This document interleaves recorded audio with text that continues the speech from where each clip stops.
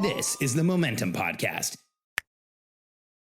If you master the mindset of $1 million business owner, you can grow to multiple millions, 8 figures, and beyond. But if you have the mindset that most $1 million business owners have, you will probably stay stuck, frustrated, and in a place where you're doing way too much for way too long. In this episode, let me help you master the mindset that will get you to multiple millions and further. I'm Alex Sharfin, and this is the Momentum Podcast, made for empire builders, game changers, trailblazers, shot takers, record breakers, world makers, and creators of all kinds. Those among us who can't turn it off and don't know why anyone would want to. We challenge complacency, destroy apathy, and we are obsessed with creating momentum so we can roll over bureaucracy and make our greatest contribution. Sure, we pay attention to their rules, but only so that we can bend them, break them, then rewrite them around our own will. We don't accept our destiny, we define it. We don't understand defeat because you only lose if you stop, and we don't know how. While the rest of the world strives for average and clings desperately to the status quo, we are the minority, the few, who are willing to hallucinate there could be a better future. And instead of just daydreaming of what could be, we endure the vulnerability and exposure it takes to make it real. We are the evolutionary hunters, clearly the most important people in the world, because entrepreneurs are the only source of consistent, positive human evolution, and we always will be. Over the course of the past 30 years, I've worked with hundreds, well, at this point, probably thousands of businesses, and I've owned probably a dozen myself. And there is a consistency in the people that I've worked with that hit that $1 million number where there's a split. Some people grow the business, they go further, they get to multiple millions, sometimes even 8 figures. I've even seen people go beyond that. And there's a lot of people who just stay stuck somewhere in between 1 and 3 million. And it's frustrating. It feels like constraint. You have this business that's doing well, but it's not doing better than you want it to, or it's not doing as well as you want it to. And you stay in a place where as a business owner, you are very stuck. I want to explain to you the difference, the habits that will take you from that stuck place to the growth place, and how you can be $1 million business owner that grows and actually has a business that you're excited about running, and you don't do everything yourself. Now, here's the biggest challenge. For us as business owners, when we started our business, I'll ask you, I just want you to think in your head the answer. What did you have to do in order to be successful when you started your business? The answer is everything. You literally had to do everything. If it's just you starting the business, there's no one there to help, there's no resources, you are doing everything. And here's what happens. If you're approaching $1 million or you're over $1 million, what we know is you did everything and you created success. Now, here's the challenge for us. Doing everything conditions us to believe that in order for us to be successful, we have to do everything. And so we did everything. We get stuck in this place where we have this almost subconscious, unconscious pattern that keeps us doing way too much. And I want to help you walk out of this, because here's how you grow a business past $1 million, past 2, past 3 to 8 figures and even beyond. If you want to hit 10 million and beyond, here's what you have to do. You have to stop doing everything in the business, and you have to take on the mindset that the more you're doing for the business, the greater a liability you are. And let me explain what that means. The more you're doing for the business, the more you are the liability, the more you have to be there, the more you are the person who has to get things done, the more that you are driving the growth of the business. And as the entrepreneur in charge, as the business owner, you want to get out of that situation as quickly as you can. There's 3 things that you should do. Number 1, you should stop solving for your team. Number 2, you should completely transfer responsibility. And number 3, there's a magic question you have to ask every time somebody brings you an issue on your team. Let's start at the beginning. The first one is solving is not serving. Solving someone's problem is not serving that person. So when I'm coaching or working with somebody on my team, or helping somebody come to a solution, I never give it to them. And I'm very careful that I don't actually solve people's problems. Let me explain to you why this is so crucially important. If you're a business owner and you're getting to that $1 million, you hire some team members, what will invariably happen, we're going to actually talk about this twice, what will invariably happen is that you're going to get questions all the time. Like, hey, Alex, how do I do this? Or how would you solve this? Or how should we do this? Or how should we fix this? And The challenge we have as business owners is we are conditioned to do everything. Remember that doing everything created success?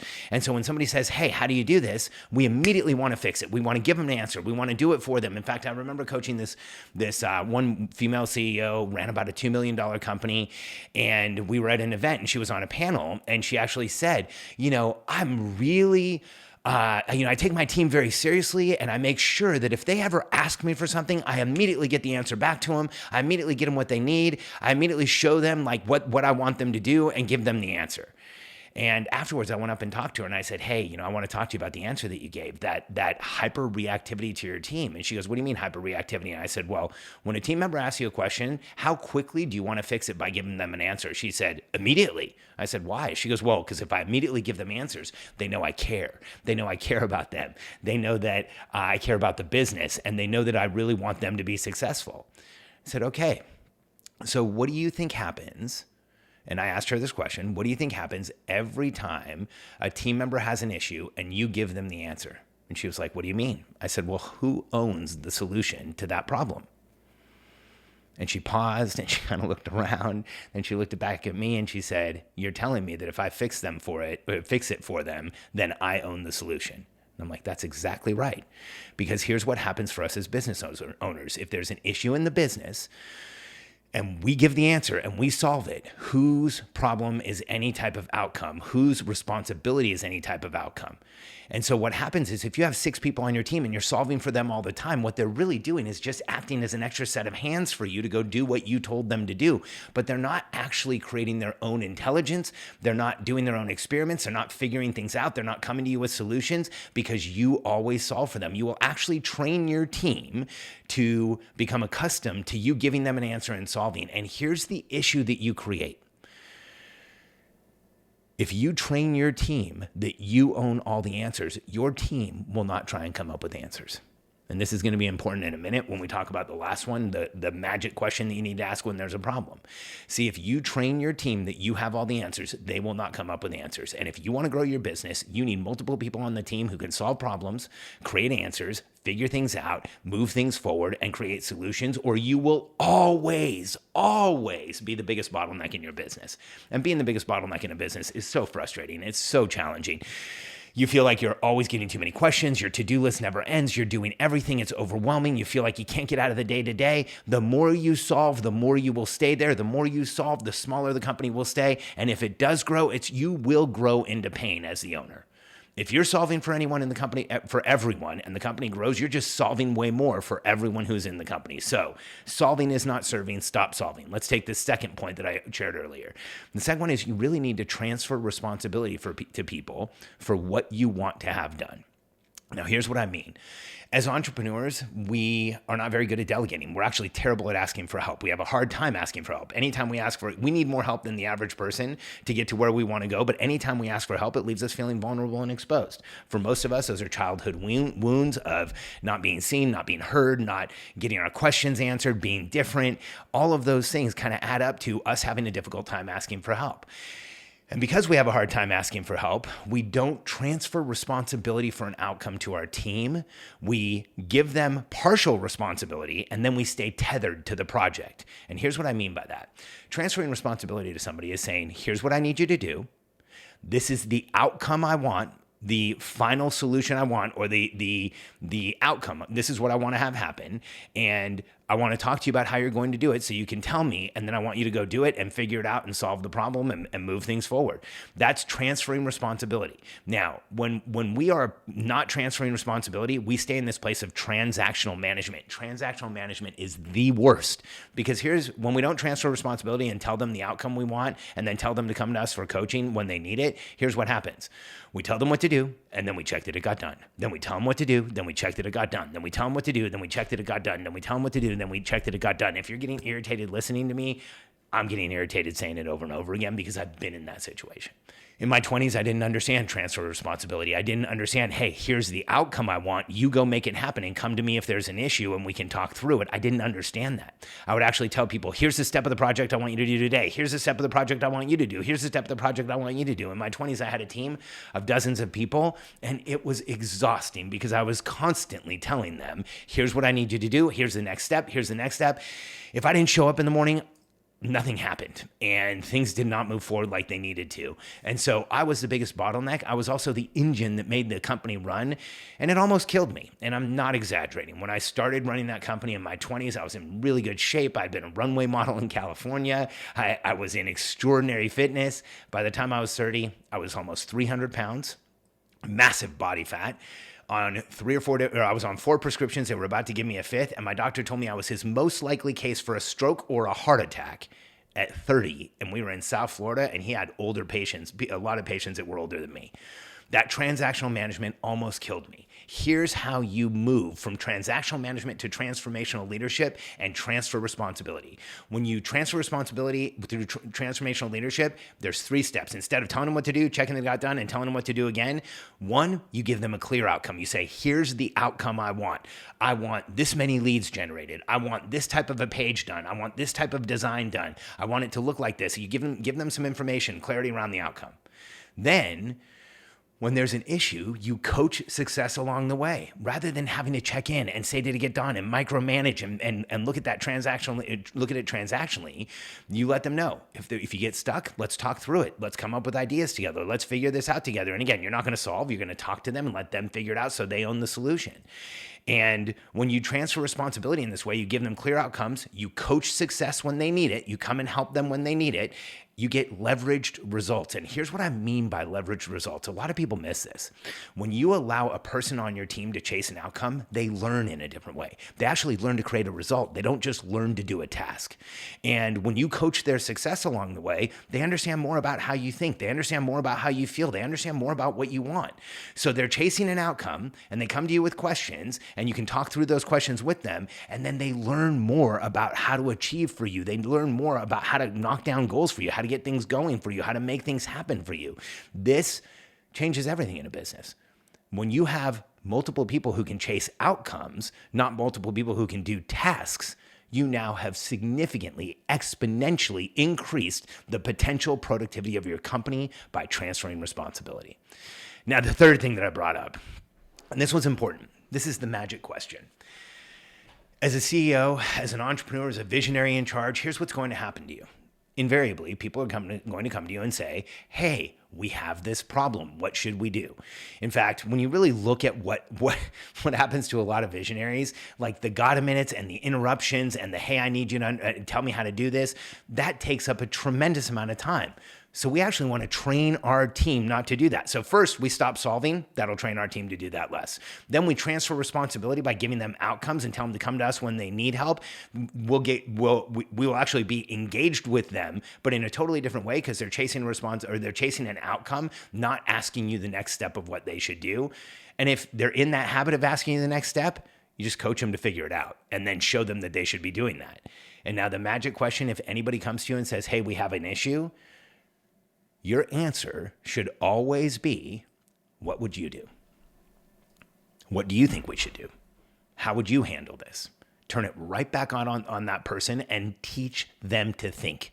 Teach them to problem solve. Teach them to come up with their own ideas in your business so that they learn how to work better with you, so that they learn better how to get things done. And so here's how I would suggest you do this. Somebody comes to you with a problem, you say, what would you do? And now here's the key. If someone comes to you with a problem, you probably will have a solution in your head. And what a lot of visionaries do is they sit there thinking, okay, you better tell me the solution I'm already thinking about. And then when the person says, here's how I would do it, the visionary says, well, here's how I would do it. And you know what we've just done? If that person had an idea that could have potentially worked and you tell them to do it a different way, you not only solved, but now you told them that when they problem solve, it wasn't valid. You told them that it wasn't a good idea. You told them that they needed to do it your way. And what we really want is an entire team that can solve problems, move things forward, and make things happen. And there is no one exact right way to do just about anything. I can't tell you how many times I've had this conversation with a team member where they come to me with a problem and I say, what would you do? And they give me a solution, and instead of, here's what my mind wants to do. My mind wants to tell them the solution I want. My mind wants to tell them the solution that I already thought of. And instead, I listen to their solution, and then I start asking questions. Such an opportunity. That moment of listening to the solution, and instead of correcting it, you start asking questions. Now you're teaching that person to think. You're teaching that person to problem solve. You're teaching that person to be a much more effective team member and to do way more for your company. And as they give you the idea, this is what I do. When they give me the idea, I start asking questions. And I want to see if they've thought through it. I want to see if they've thought through contingencies. And I start asking as many questions as I can until I feel comfortable with their solution. And here's what has happened so often in the businesses that I've run. Somebody comes to me with a problem. I say, what would you do? They give me their idea. And my initial thought is, that's probably not going to work. So I start asking questions. And then I realize they know this problem better than I do. They're the ones actually dealing with it. I don't really have a visual or an understanding or a full comprehension of what the issue is. And as they're answering my questions, I start realizing their solution is far better than what I would have given them. And then I keep listening and they explain it to me. Then I let them go solve that problem and correct that issue. And I ask them to come back and tell me how things went. And so often, because I contain that instinct to say, no, this is how you should do it, we end up with a much better solution by someone who's learning to think, by someone who's more effective for the company, and by someone who's created massive momentum on their own. And this is how you grow a business from that $1 million range to multiple millions and 8 figures. 3 things. Solving is not serving. Stop solving for your team. Have them do it. Transfer responsibility. Don't transfer step by step. Tell them the outcome you want and then coach their success along the way. That's transformational leadership. You're going to change everything. And then whenever anyone brings an issue to you, you turn it right back on them and have the discussion with them and have them solve the issue, and you will train your entire team to grow your business, to be more effective, to be more efficient, to stop bothering you with everything, and to grow like crazy so you can make a bigger impact and a much bigger income. My company, Simple Operations, trains a system that will show you how to grow your business in 40 hours a year. And I know that sounds completely unrealistic. You know, Tim Ferriss's book from years ago, The 4-Hour Workweek, was actually pretty extraordinary and changed a lot of people's lives. Well, we actually have people who have gone through our membership and they're running their business in 40 hours a year, maybe a little more, sometimes a little less. We actually have a couple who's running 20 or 30 businesses, each of them in 40 hours a year in an entire portfolio. So if you're interested in seeing how, as a visionary, with the right structure, process, and routine in place, you can literally grow your company in 40 hours a year and have all your time to do something else, go to 40houryear.com, download the framework, check it out, and you can see how you don't have to work all the time as a visionary. In fact, it's better for us if we don't. It's better for us if we're out of the day-to-day. It's better for us if we can put 40 hours a year into the working in the business and the rest of our time into creating the vision, creating the solution, seeing the opportunity, and creating massive momentum. Thanks for being here with me again today. And go to 40houryear.com, check out the framework, and I look forward to seeing you again soon.